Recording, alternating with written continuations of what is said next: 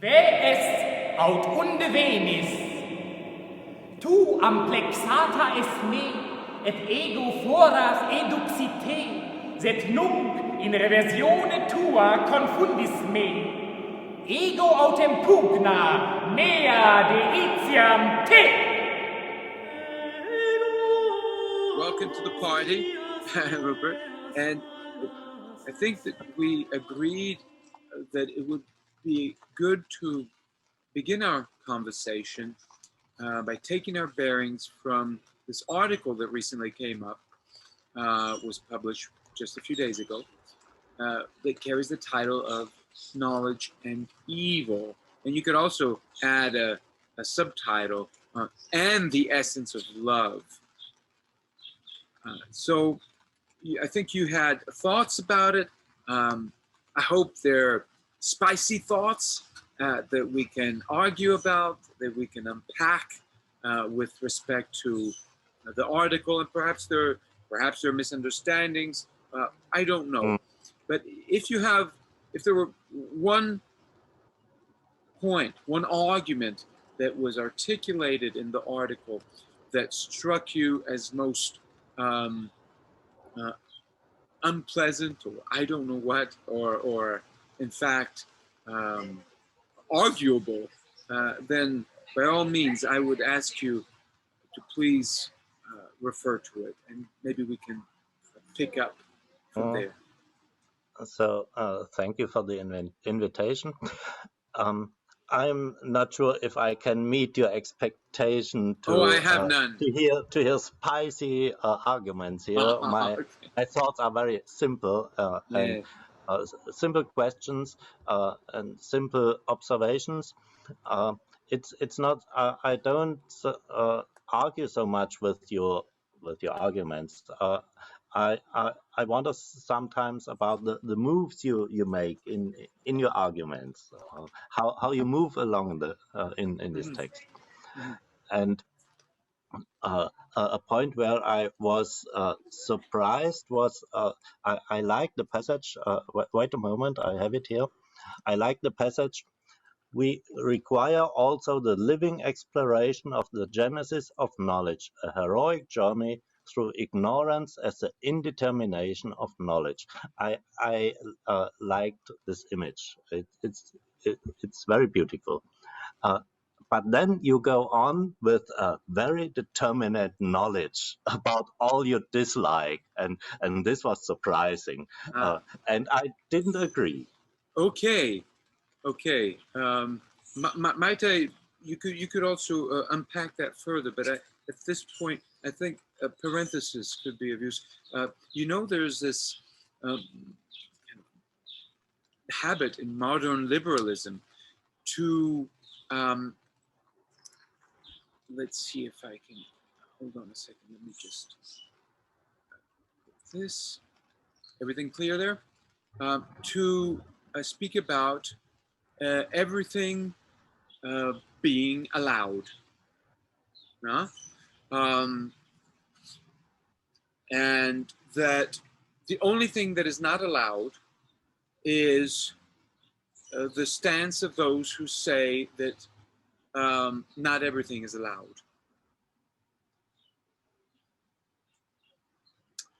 Leo Strauss refers this, and I'm being, I'm speaking in loose terms, but I don't think I'm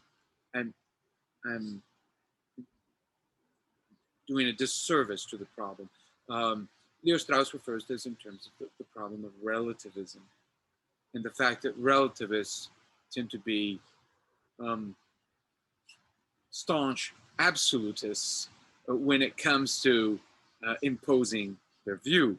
The same you could say in very crude example would be what is happening around the world today. Very often you see this kind of you could say even political correctness, this imposed. So you cannot say certain things because they're offensive.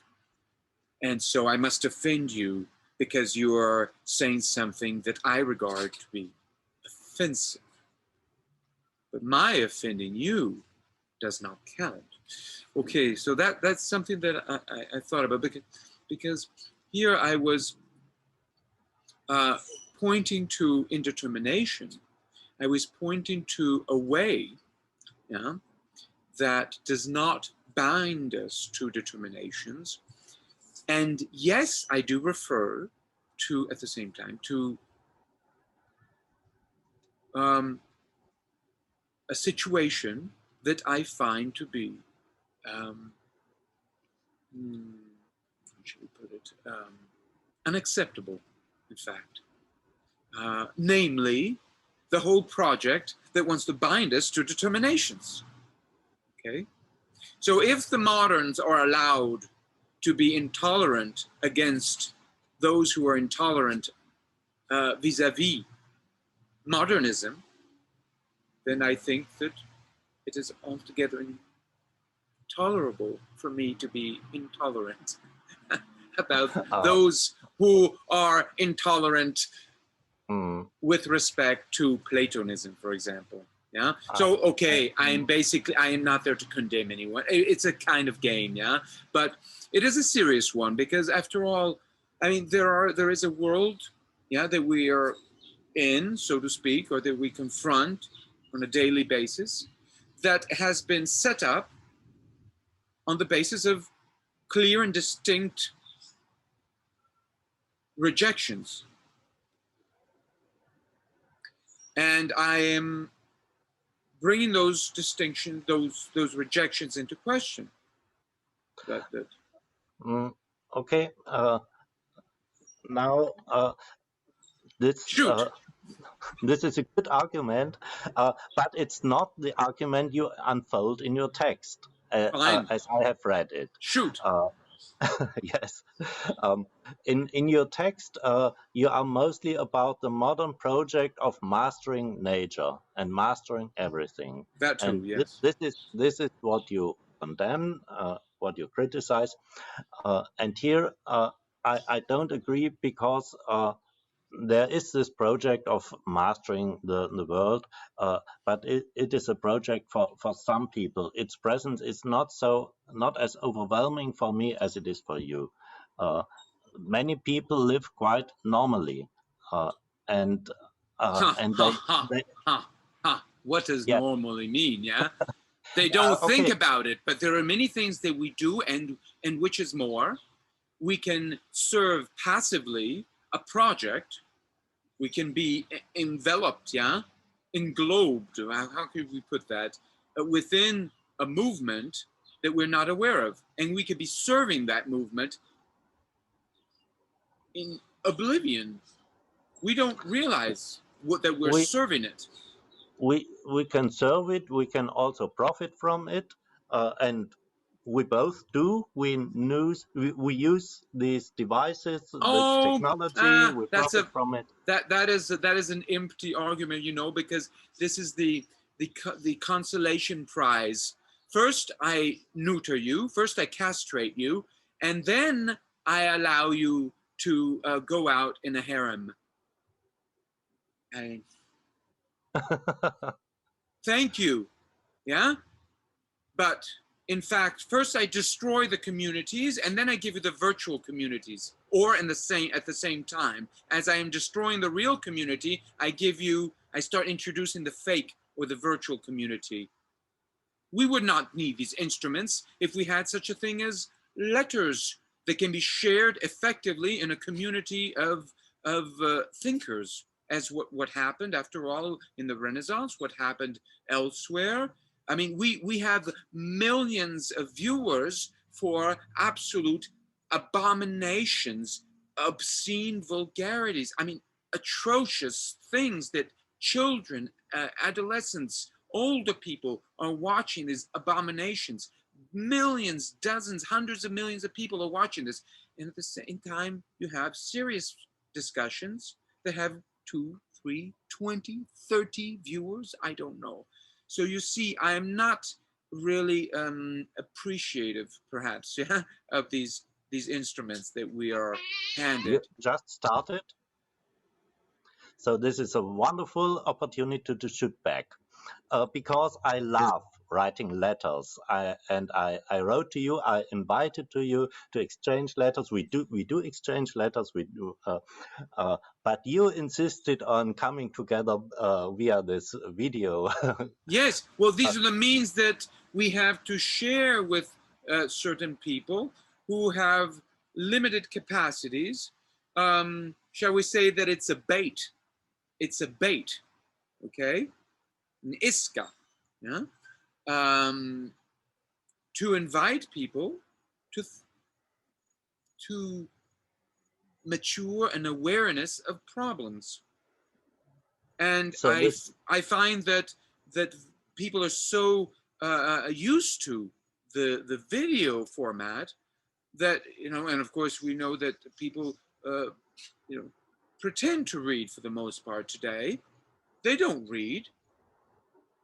I have a daughter whom I struggle to educate, you know, against the grain of all other horrible influences in our world, and there have been plenty. And I told her the other day, my dear, you need to learn how to, she's 2 years ahead in school, but never mind, and she does other things too, of the spiritual balance. But you need to learn how to read, write, and draw. And I'm here to help you with this. You know, you may believe the school might tell you that you know how to read and write perfectly well. But no, in fact, we don't really believe that we know how to read.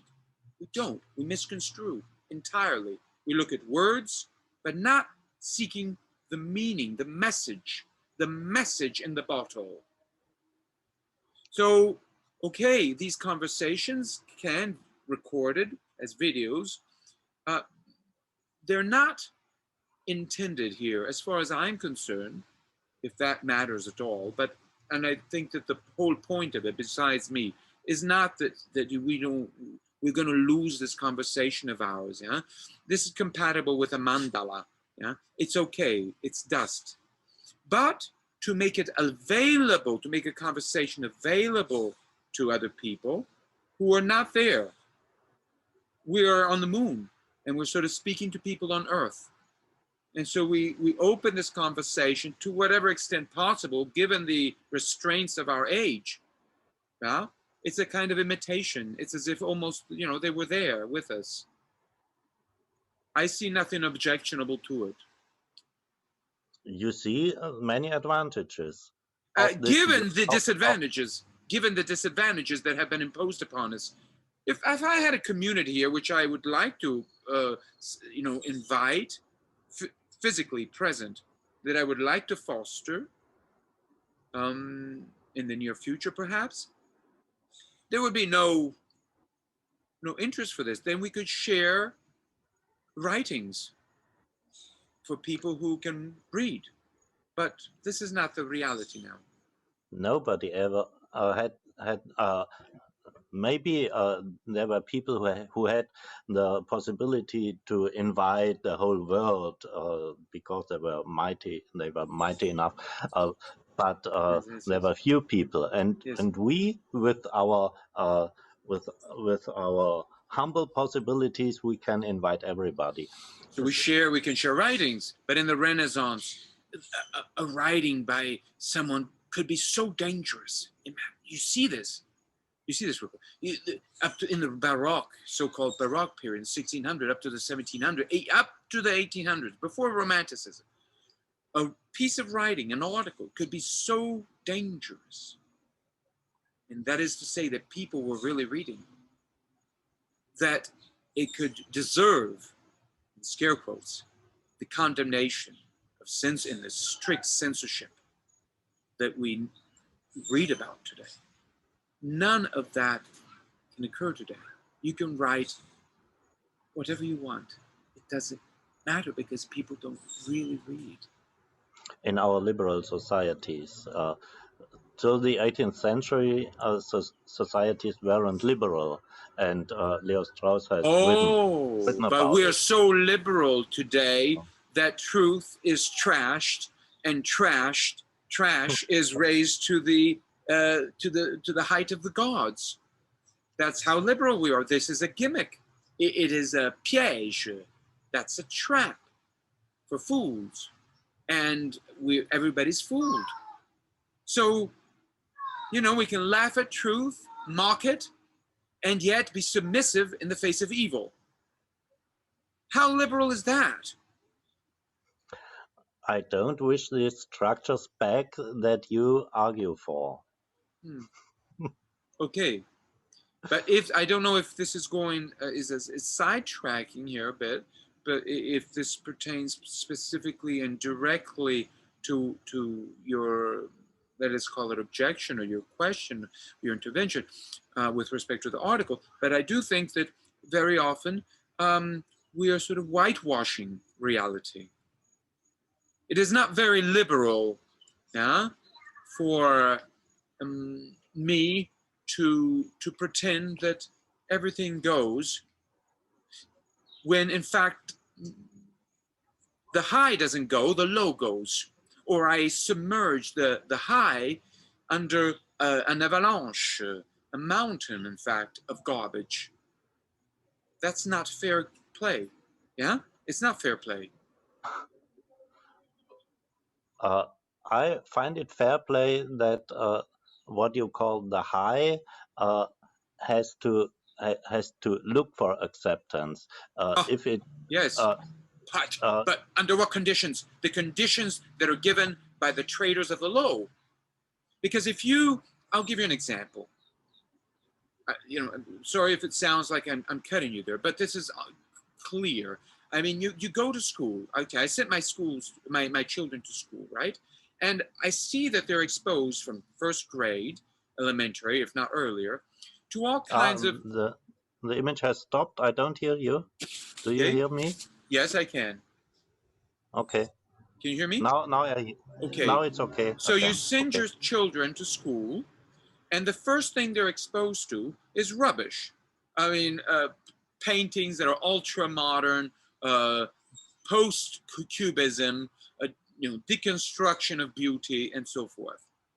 Why? Under the pretext that they can do it too, so they feel more comfortable with that. They're not exposed to Botticelli, to Pontormo, to Michelangelo. And I asked the teachers at some point, why not?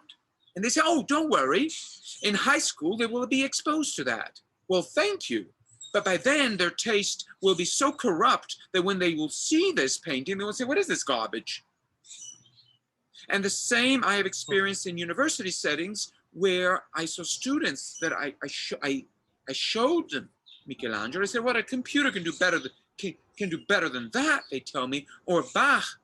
And they will say, oh, I've been there. Yeah, Bach.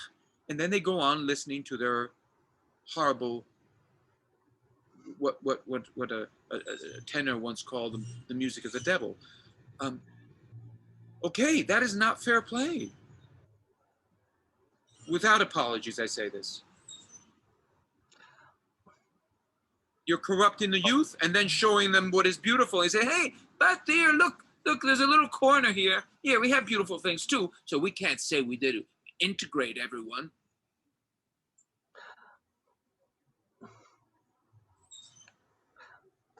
I think it hasn't to be Bach, or it hasn't to be the Italian Renaissance.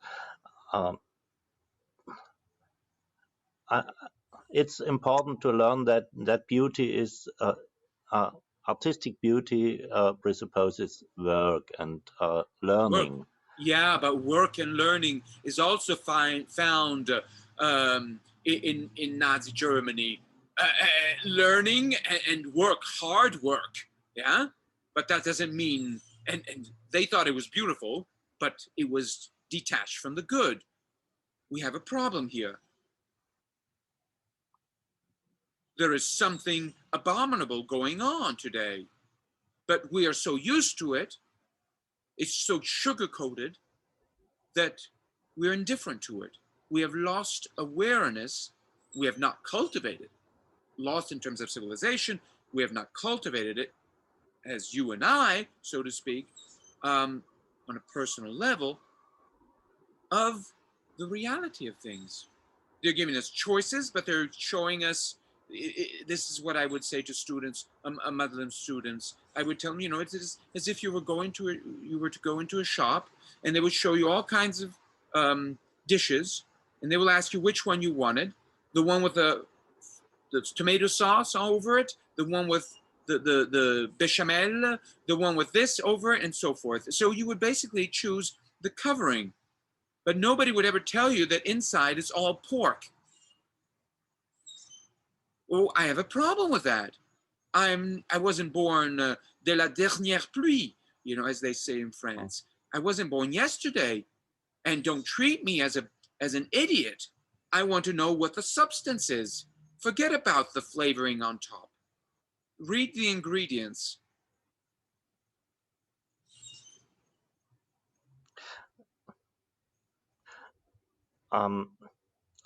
Sure, there's bad art and good art. I agree Thank with you. that. Thank you. And it doesn't depend upon the market. No, there are also yes, there is beauty there. I have difficulties to argue with such an uncommon subject in such a situation. I'm not used to it. Absolutely not. Okay, so be it. On the other side, I want to say I don't think we can make the Renaissance the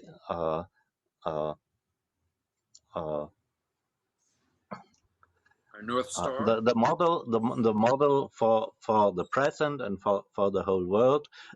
Each time has to find its own expression of beauty, its own forms. What if we were prey to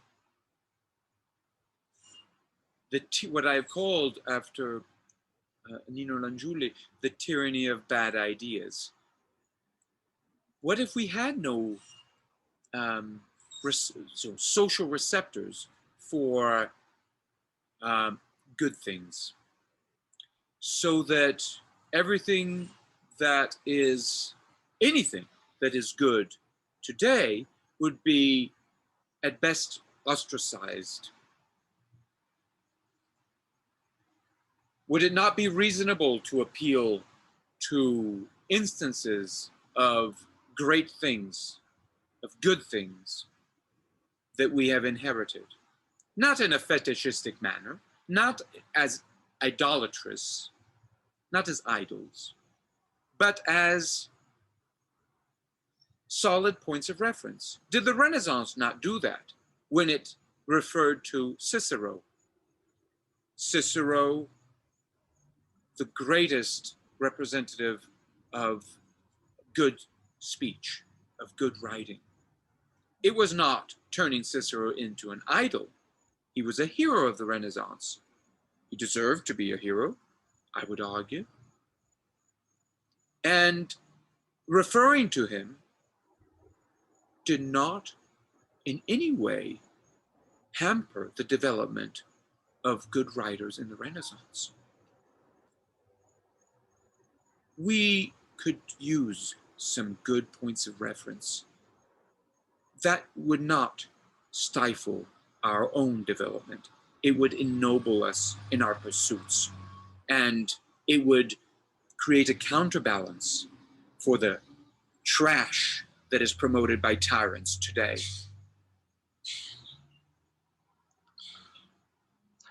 The Renaissance art was an art of rich people, of the bourgeois of that time. Caravaggio was not a bourgeois. Michelangelo Buonarroti was not a bourgeois. He went up to people with money.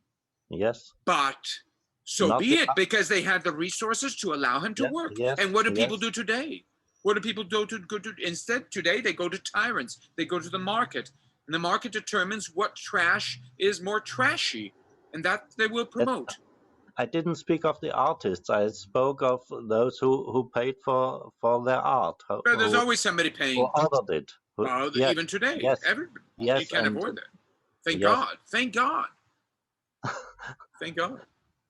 and today it's different people who order art. Yeah, but what do they order?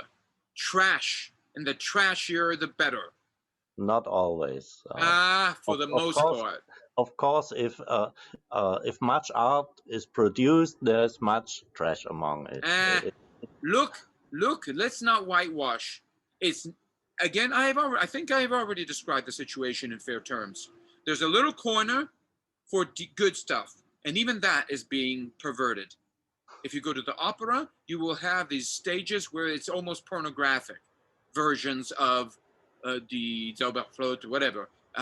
They will have all kinds of crazy interpretations, let us call them, crazy versions, adaptations to Sodom and Gomorrah. Since we live in Sodom and Gomorrah, let's adapt everything from the past to our own ways so we can relate to it more readily.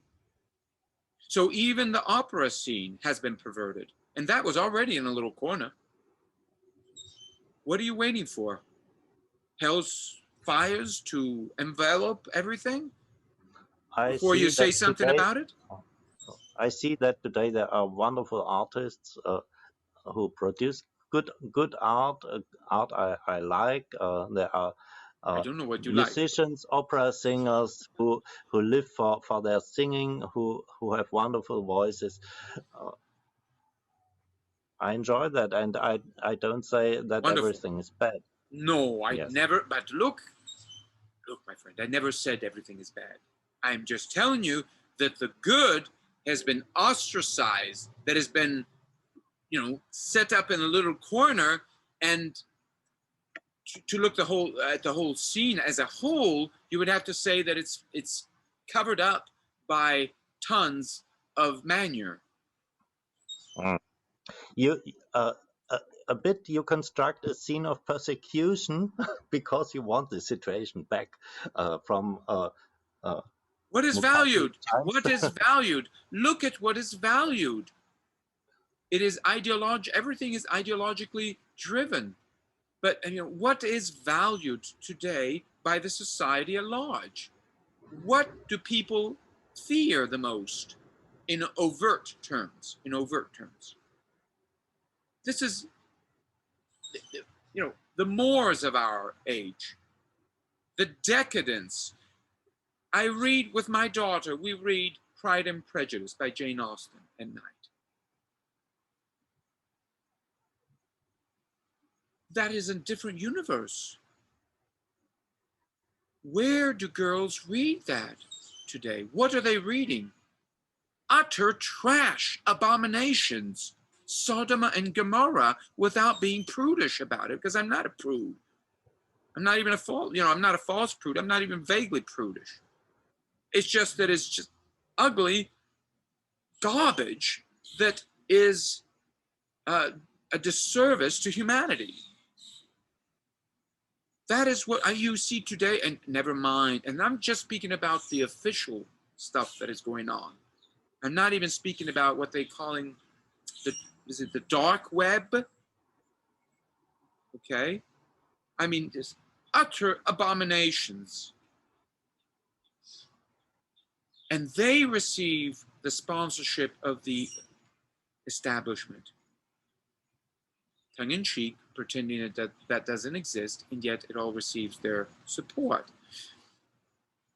Is there a good singer, opera singer today? Nah, you have some good some decent voices. It is not Mario del Monaco. I mean, I don't think you have the character, because it's not just the voice, you see, it's the character. And I don't see that character. I know of a few that are not good voices, but I don't see the real character. And I'm speaking about the 40s, the 50s, when it's just still modern, but we have gone through a rapid slope downward since the end of the war. So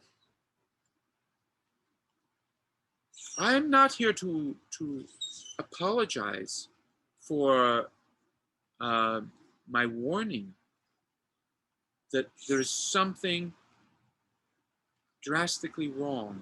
when you go to a university, graduate school, and you are accused of being a heretic, in other terms, for having asked to keep a little golden window open to the possibility that what we're doing is not absolutely right. Something is wrong there. That is utterly illiberal. In a university program that calls itself liberal, it is utterly illiberal. This incapacity that we are cultivating, ironically, this incapacity, right, to question what we're doing today as such, not one detail. Oh, we can fix this, yeah, but as a whole, this is a serious problem, I think. I read everywhere that it is questioned what we do. You are not the only one who questions it. Oh, but I would hope not. But since you're raising questions about my questioning, that raises questions. I am questioning what is going on overall today. Overall. For indeed, we could be talking about trifling matters and say, oh, we can fix this. I'm talking about the machine as a whole, not this particular circuit or that particular spring within the machine. I'm talking about the raison d'être of this machine. Take, for example, general notions, such as what we often hear, that, there's been progress in technology from the beginning, from the Stone Age till our time. That is a flatulent proposition that deserves to be questioned. But our incapacity to question that proposition betrays a problem, serious problem with what is going on and how we're being raised. And the ideas, finally, that guide us, the ideas that guide our lives, for the most part, we're not even aware of them.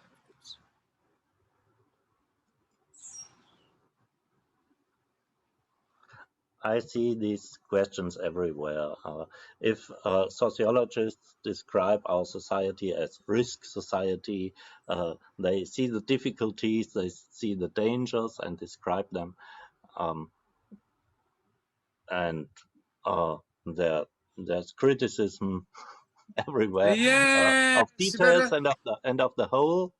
So no, I don't think about the whole. I don't think about the whole. No, I disagree about the whole. I'm talking about, look, when I was in graduate school, my first experience in graduate school in the United States, I had a formal academic mentor, supervisor, who had actually graduated from Heidelberg.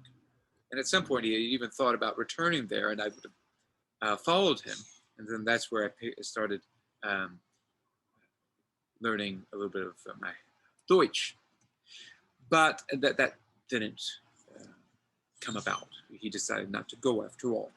But he was the only person in the department where I could speak to. We disagreed on fundamentals. He was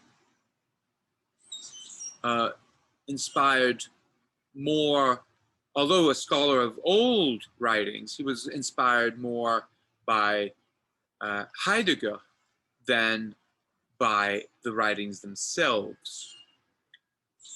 And so he thought ultimately that you needed to have a kind of a synthesis of these ancients and perhaps the present moving towards the future.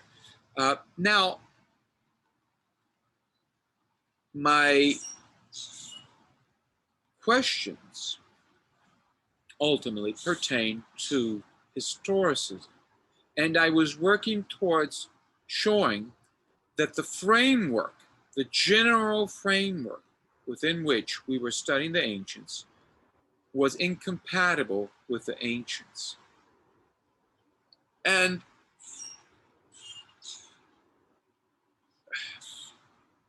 he was not, for whatever reason, going to finally argue against me on this one point. Although he was convinced that historicism finally was, in a refined way, in a mature way, you have to understand it in an educated way, was the way to go.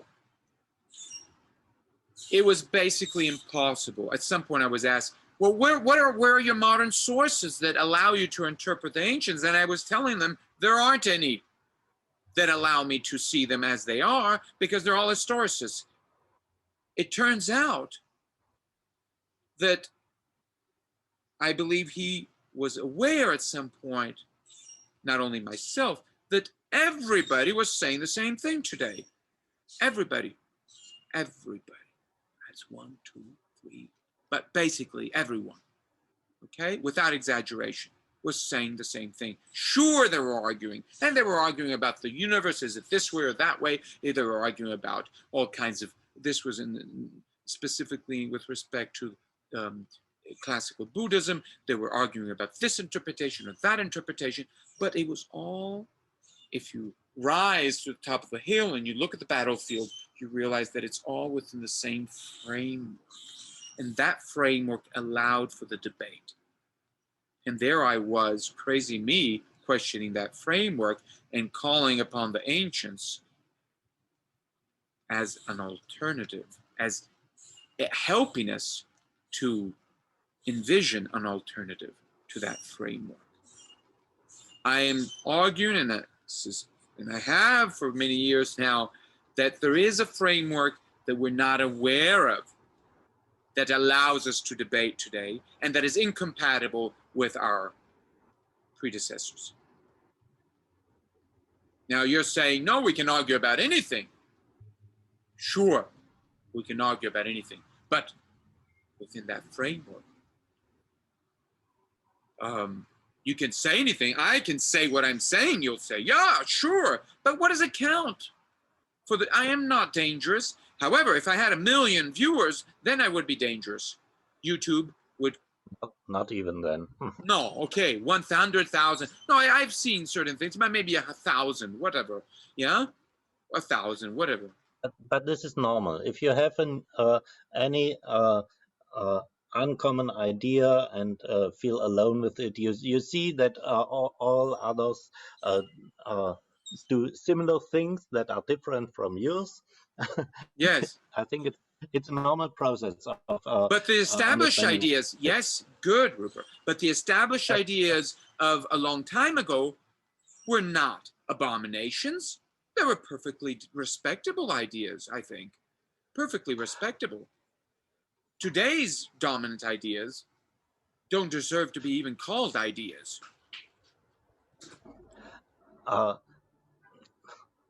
What the ancient Greeks thought, I think these are still the fundamentals of our culture. Aristotle has been very a big influence for the whole culture, and maybe we can say that Plato is an alternative, and he has ideas that are not yet developed, although he has had his influence too. For me, all this still belongs together. But it's normal if you have your own idea. You think all others belong together, and they don't give you the attention you deserve. This is also no. This is not self-serving. No. It is not. I mean, if you're trying to play the psychologist on me, no. It is not about me, my ego that wants recognition. It is a problem. I mean, I've seen this in university where they try to pull this game on you, and they'll say, no, your finger is the problem, not the moon it points to. There is no such thing as a moon out there. It is your finger. But the ancients, as it turns out, were precisely telling you, no, it is not your finger that counts. It is the moon. So stop playing this game with me. Stop saying that my finger is the problem, that it's in my head, and start looking at what I'm pointing at. There is a murder scene out there. So, okay, this is part of the same game, the psychologizing, the historicizing, that you can also find a rejection and a critique of that is quite, shall we say, civil in Husserl. Yeah? Hmm. So far, I don't apologize. I sociologize, so to say. Psychologizing is a bit more for me. Mm. I don't want to do it. Another thing is you make such a great contrast between the good and the bad, and good and the ugly, and what you call beautiful for many people, for example, in the Renaissance, was also obscene and abominable. I think so. I'm sure. These many naked figures were totally against Christian values and decency. Oh, that was the high clergy. That was the high clergy that had, its own thing, yeah. But look, what did they do? They added some rags.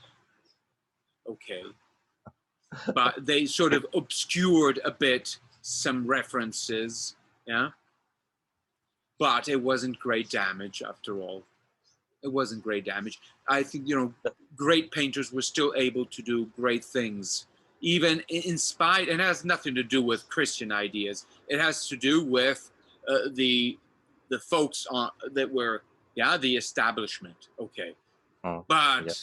this is uncomparable. You cannot compare. You. To what is going on today. Now, for me, those same painters, well, it's very simple, it's easy to see. Those same painters would regard the painters, the genuinely liberal painters of the Renaissance and the Baroque, would regard what is going on today as vomit, just sheer vomit, and wouldn't even want to look at it. It's Sodom and Gomorrah. It's just absolute vomit. It's not. What is this? Where did you end up? Where in the world are you ending up as a civilization? These are the liberal painters. They were dealing with regular censorship that we've had since the dawn of time. And it's understandable. And they played with it.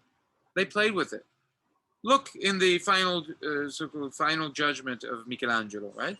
Which is incidentally could be shown to be kind of summary of Dante's Divine Comedy as a whole. Purgatory, hell, and paradise. At the end, at the bottom, it was known to the establishment that one of the characters, prominent, with donkey ears and a long tail, right, was there to be the judge in hell, was actually a reference also to a censor, a high-ranking clergyman Yes. who had censored Michelangelo. They let it be. So what? Their job was to keep things in check, moderate. We're not talking about the Grand Inquisitor. It was okay. They wanted to play it safe, yeah? Maybe too safe. So be it. We still have the sonetti, we still have his poetry, we still have wonderful things by Michelangelo, the Tondodoni, with his Platonic characters in the background, ambiguous, strange paintings in the Renaissance, as you can see the painting by Pontormo that picks up on Michelangelo and at the frontispiece of the article on knowledge and evil. So we Mm, have yes. strange things going on, and yet they're invited. Caravaggio did all kinds of strange things that the church allowed. Sometimes they were so strange that they said, we're not going to pay for this. They still allowed for another strange one. And they went along with strangeness. Strangeness was not considered automatically heretic, a disease, something evil. No, people lived with strangeness. Today, that kind of strangeness is, you have disinfectant. Yeah? It's not allowed. It's not integrated within the society. You spoke to me about your impression that I lived with death all the time, and that we should live more fully, live with life or something. I'm sort of vaguely paraphrasing. I don't understand this. I'm speaking Socratically. I don't understand this. Death is at the heart of life. There is no life without death. Death is where we stand. It is this opening beneath our feet. To pretend that death is somewhere else and here is life and there is death, it is simply to live in a delusion. Death is a mystery. We live with mystery, or we I live with did. nonsense. I didn't mean that that doesn't belong to life. Of course, it belongs to life. And life belongs to death, mostly. Yes, yes, but here I don't agree. It's not equivalent. Um, uh, but I said that because you say that you are surrounded by decay, by garbage, by things you don't like at all. Everything is dire and yes. Oh, that's a parody. No. No, I am that's what telling you you. that as a civilization, we're in utter decadence. This Yes. is it's entirely coincidental that I have a garbage can behind me, and the hell's fire in the oven there, but in the background. But there are places where you can set yourself up, and you can live your life and try to protect, defend your children from garbage. But overall, there are no communities. Families are broken. What is feared, the sacred, the holy, has been utterly misconstrued in the minds of people. People are at a loss. There is no decent point of reference, or in general. If there is one, it is sieged. It is under assault by the what they call the mass media. The very idea of a return is mocked as, at best, idiotic, absurd, ridiculous, at best, if not dangerous, outright dangerous, and evil. There's nothing too good to return to. You can integrate whatever the past into the building of a future, and if it's a future in a meaningless universe, what we teach students in schools is that, religion, they have their beliefs, and then we have science that teaches us the truth, and the truth is that we live in this universe that is utterly meaningless.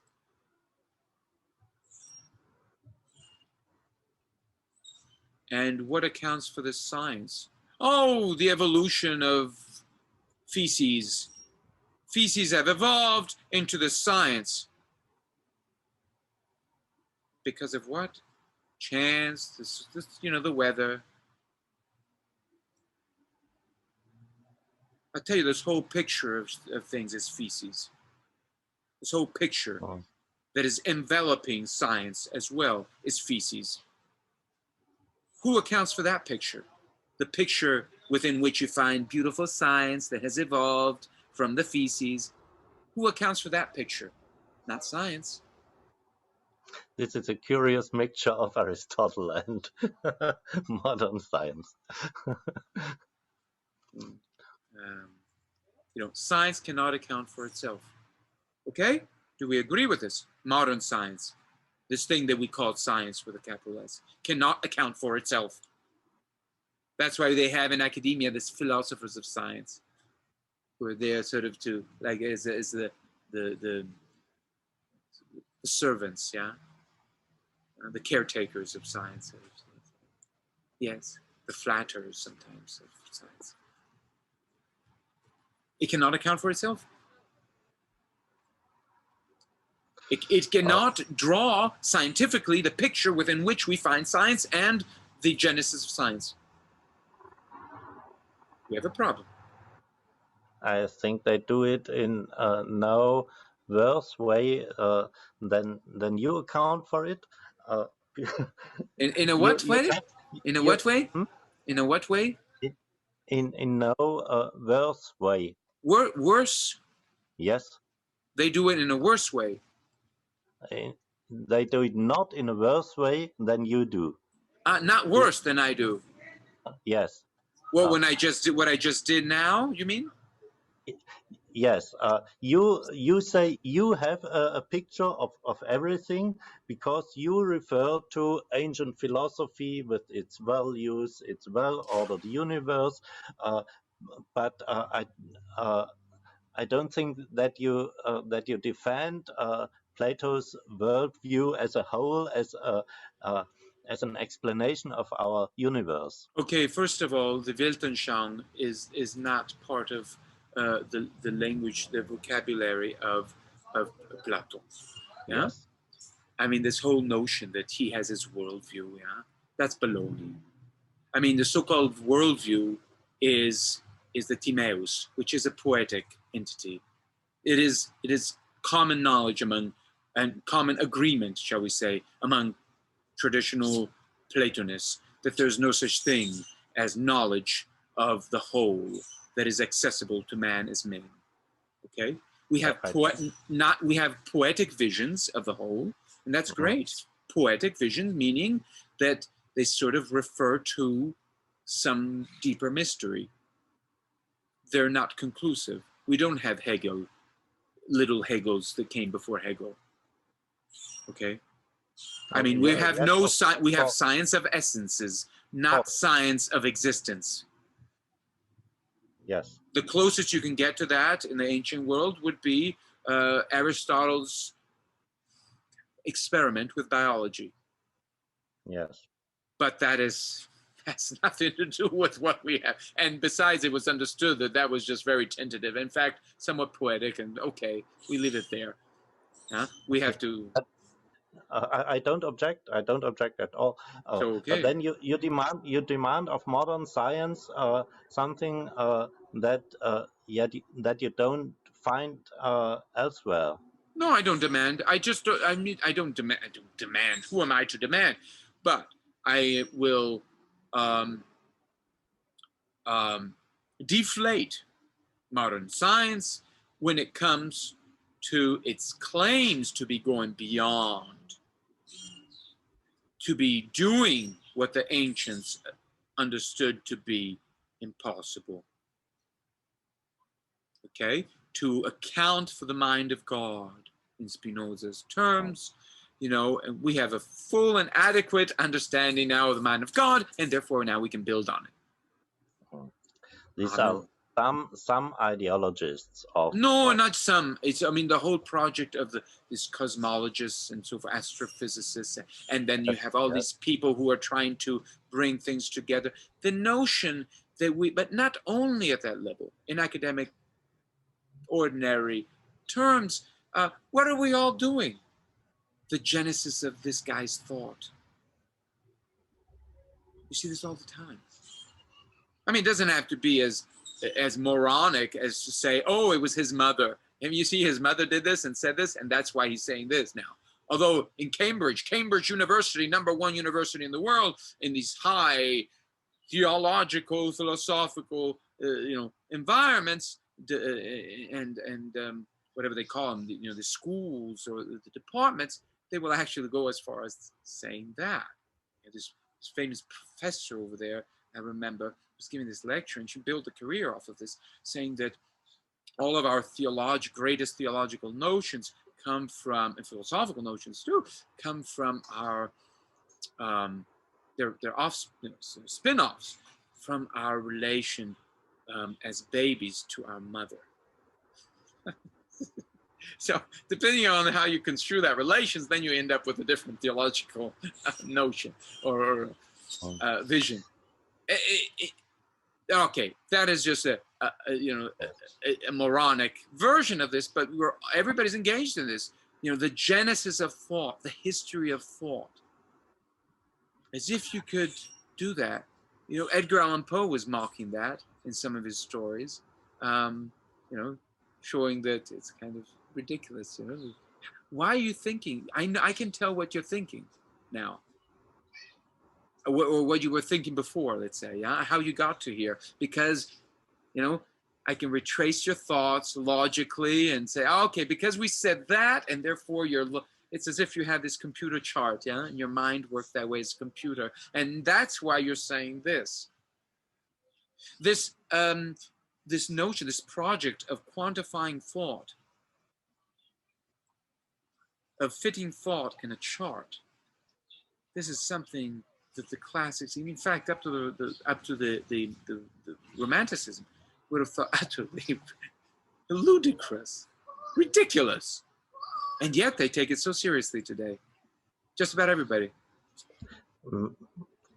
Maybe that many scientists are engaged in such deliberations, but this is not their daily work, and this is not the practice of science itself. And the practice you have the plumbers, sure, you have plumbers, but we're talking about the big, the overarching project. Yes, but not everybody does. Not. No, but I would say that that's an overarching project, and that most people are plumbers, as Kant would acknowledge. Most scientists don't need to be aware of Kantian ideas, although they're working within the scope of his world, a world in which everybody can collaborate, devils and angels alike, as long as they follow the protocols, for the sake of the kingdom of ends. Even if they're not aware of it, it doesn't matter. In fact, he expects most people not to be aware of it. They're plumbers. I call them plumbers. People who do their thing. Yes. And they don't have to be aware of it. I'm not telling you have to be aware of this. No, I'm just bringing into question this overarching reality. Is there an overarching? No, there's no overarching nothing. Really? Really? Well, go tell that to the savage in Huxley's Brave New World. There is an overarching something. There is such a thing as an overarching something today. And anybody pointing his finger to that overarching dome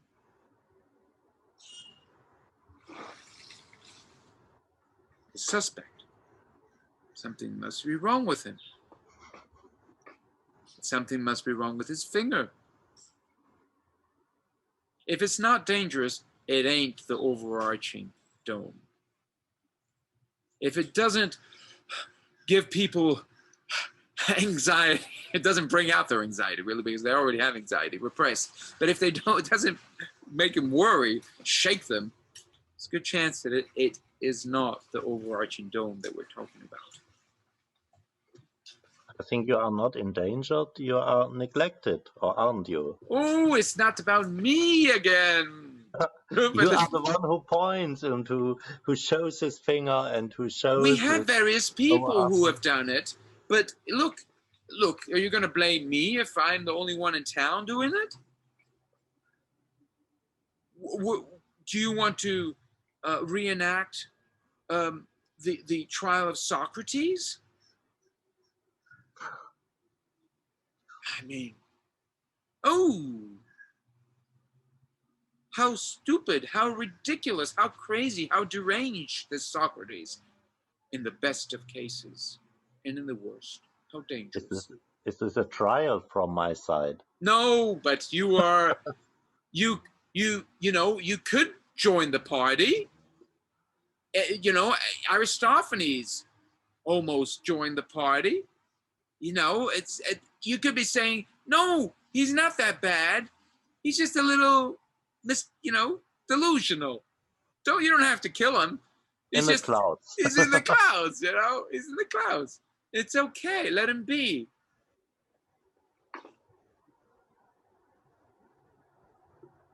But you would still agree that there was nothing to it. There was nothing to what I was saying. And that we should just keep going on as if I had said nothing. Forget about me. This video is not to show my ugly face. It's there because that's the bait, you know, to get people involved. If there's young people who are used to videos and they would never dare read something that didn't have a picture with it,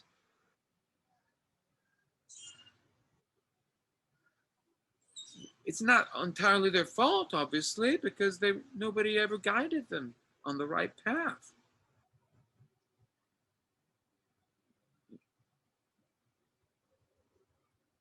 We're stifled in our development, in our physical development, in our moral development, in our intellectual development. People are stifled.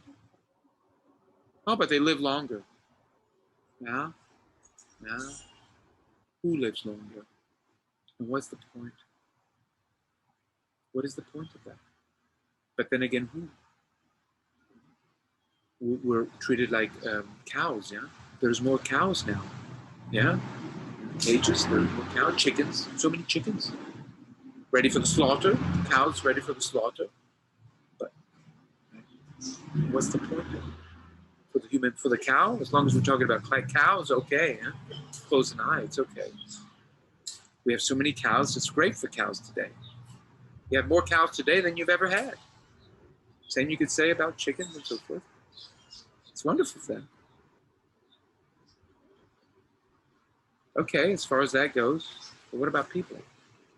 Yeah, so many people today. More than ever. But what was the price for this? I don't know. I don't know if it's worth it. I question its worth, its justification, the justifications that are given to the project. Question it. Okay, I get my 100 viewers in the world. It doesn't matter. I could be getting one and I would do it. I was doing these things before with 5 viewers. It doesn't matter. I sent it out to people I knew just to communicate because I realized they were so lobotomized they weren't even reading. So I did that. Sardonically sometimes, ironically certainly. It's okay. It is not about me. I risk, this misunderstanding by showing this video. I am not getting dressed. What am I wearing? I don't know. I am minimizing this. I'm not preparing. I don't have any makeup on. It is not about me.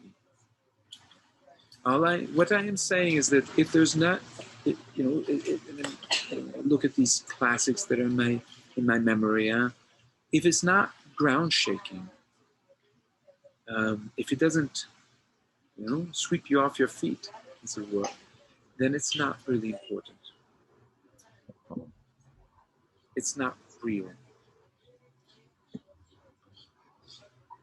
For me, it's indeed about your feelings and your discontent, your values. Well, what if I were to tell you that that is a cop-out, that you have been taught to draw out of your magician's hat as a bunny, every time there was a dangerous voice such as mine, in order to neutralize its danger.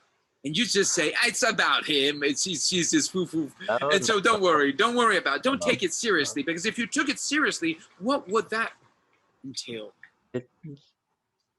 What would the risk be? to take that point seriously, to investigate. When you're scratching there and you open up a little space there, you know. When I went to university, and I told you about that little golden window, and the director of the department told me, Marco, you're too optimistic to ask for that little golden window to be kept open. And he was quite serious. He befriended me. He understood. He was quite cynical. Pontius Pilatus, you know, wash your hands. But he told me, you know, you're too optimistic. You're very optimistic, he said. You're very optimistic. We don't do that. You want me to share these ideas, but I don't share this feeling. Yeah. No, it's not you could say it's a feeling. You know, you look at the sky, it says it's cloudy, and then you say, well, you tell me, well, but you know, Marco, you have the feeling that it's cloudy. Look at the screen. The screen said that the sun is out. And you're telling me it's cloudy? It's your feeling. Who are you? You're not an expert, Marco. Trust the screen. The computer says it's raining. I mean, it's the sun is out. And you say, no, but I say, look, hey, it's cloudy here. What are you talking about? This is your feeling. Okay. No, it's a bit different.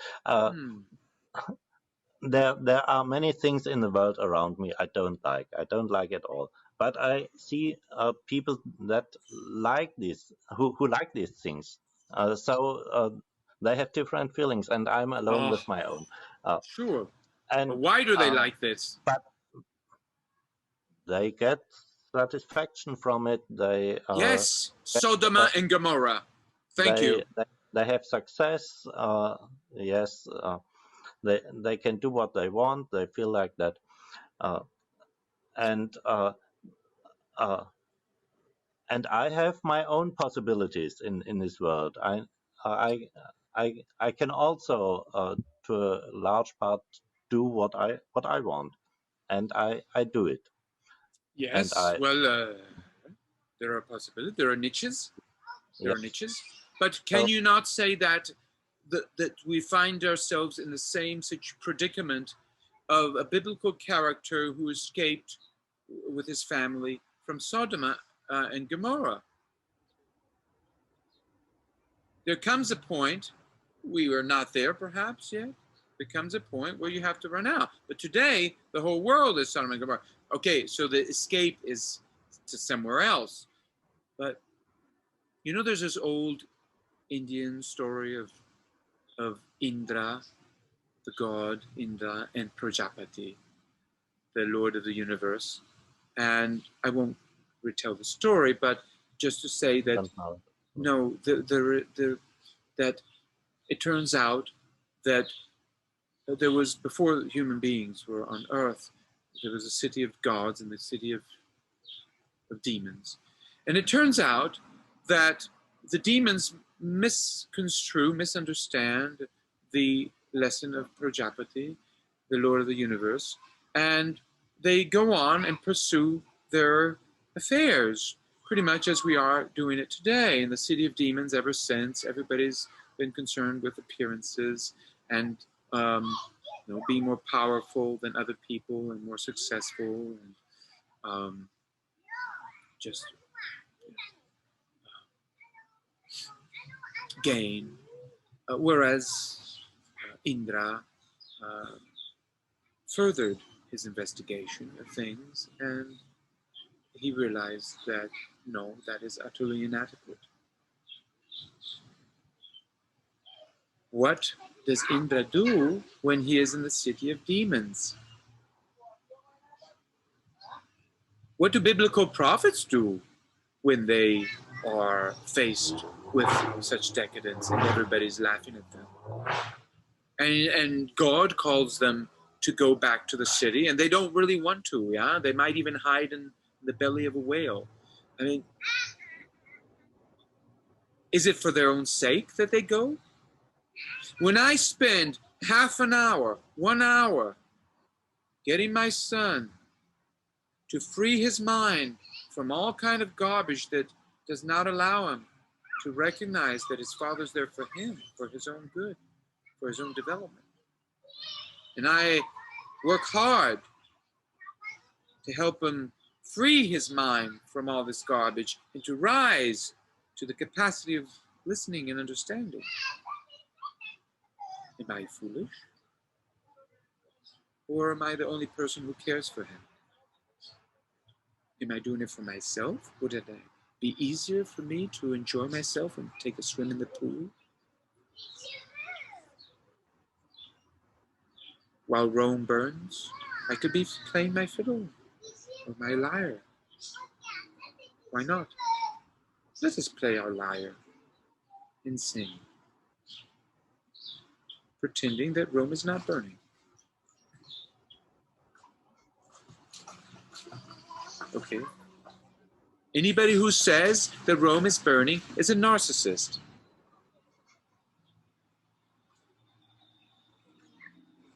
What kind of a mockery is that of life and of the human being as such? I object to that. Okay? Do I smile? Does that prevent me from smiling? No. Am I driven by anxiety? No. Do I object to it? With all my sinew, bones? Yes. I object to that. I take no part in that. I have no message for people. You seem to have one. Maybe it doesn't come from me. Maybe I am a postman. I don't know. Maybe it's a mystery. Maybe I found a bottle, with a message inside. And I'm carrying these bottles around. And I read a fragment of every message, and I say, look at what I found here. And then I put it back. I'm not trying to, prop myself up and say, look at my great wisdom. I'm looking at this message and I say, hey, look at this message, look at that one. Wow, it's a garden of messages. And then forget about me. For goodness sake, even Moses was forgotten. They could never find his body. You have your bottle from ancient Greece. My what? You have this bottle from ancient Greece, from Plato. Oh. But no, but it's not. Look, one is from there, one is from there. Little does it matter. Little does it matter. These are points of references for our civilization. Why not? Could be Abraham Lincoln. One could be from Pico della Mirandola. One could be from Zhuangzi. One could be from Dogen. One could be from... It does not matter. There are points of reference, but I'm not going to be digging out some abstruse, unheard of sources. What's the point when we have them ready at hand? And they still enjoy a sort of decent reputation in certain quarters. So if you pick up Dante, and there's not many Dantes around in our past, but if you pick up Dante, he was able to do some great things, and you're showing that, hey, look at what he's saying. It has a kind of relevance that say Motori Norinaga would not have. He doesn't have it at home either. God forbid here. That is all. I'm not, you have these, I'm not a white supremacist. I am not saying that you have to learn about the Greeks because the Greeks are the Greeks. Nonsense. The Greeks killed Socrates. The Romans killed Cicero. It's not about that. The culture. But you say wisdom has been forgotten and it has to be retrieved, and you are among those few who retrieve it. In that article on knowledge and freedom, however, I warn against this delusion of those who say, well, here we have knowledge. That's going to solve our problems. That's going to save us. And I say, no, that's a delusion. Knowledge alone is never going to suffice us. Knowledge cannot account for its own genesis. Knowledge and freedom, properly understood, together. That is the answer to our predicament. To recover proper dynamics, these two poles, is the challenge. And the article invites us to recover, to stand up to that challenge and get back to it when it has been eclipsed by everything that is, all this noise that is around us. There's a lot of noise, distractions. Are there not?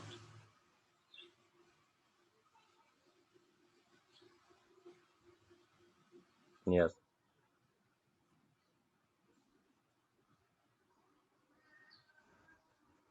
Objections? Not at that point. No.